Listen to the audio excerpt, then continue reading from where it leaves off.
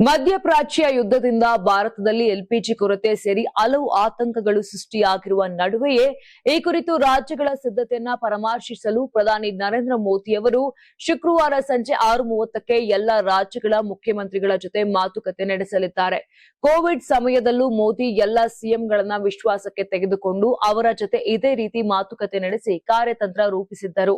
ಈಗಲೂ ಅದೇ ರೀತಿ ವಿಡಿಯೋ ಕಾನ್ಫರೆನ್ಸ್ ಮೂಲಕ ಮಾತುಕತೆ ನಿಶ್ಚಯವಾಗಿದೆ. ಕೋವಿಡ್ ಕಾಲದಂತೆ ಈಗಲೂ ದೇಶ ಸನ್ನದ್ಧವಾಗಿರುವುದು ಅಗತ್ಯ ಎಂದು ಮೋದಿ ಇತ್ತೀಚೆಗೆ ಹೇಳಿದ್ದು ಇಲ್ಲಿ ಗಮನಾರ್ಹ. ಆದರೆ ಚುನಾವಣೆ ನಡೆಯಲಿರುವ ರಾಜ್ಯಗಳ ಮುಖ್ಯಮಂತ್ರಿಗಳು ನೀತಿ ಸಂಹಿತೆ ಜಾರಿಯಾಗಿರುವುದರಿಂದ ಸಭೆಯಲ್ಲಿ ಭಾಗವಹಿಸುತ್ತಿಲ್ಲ. ಆ ರಾಜ್ಯಗಳ ಮುಖ್ಯ ಕಾರ್ಯದರ್ಶಿಗಳ ಜೊತೆ ಸಂಪುಟ ಸಚಿವಾಲಯದ ಮೂಲಕ ಪ್ರತ್ಯೇಕ ಸಭೆ ನಡೆಯಲಿದೆ. ಎಲ್ಪಿಜಿ ಅಭಾವವನ್ನ ಸಮರ್ಥವಾಗಿ ಎದುರಿಸಲು ರಾಜ್ಯಗಳು ಕೈಗೊಂಡ ಕ್ರಮಗಳ ಬಗ್ಗೆ ಮೋದಿ ಚರ್ಚಿಸಲಿದ್ದಾರೆ.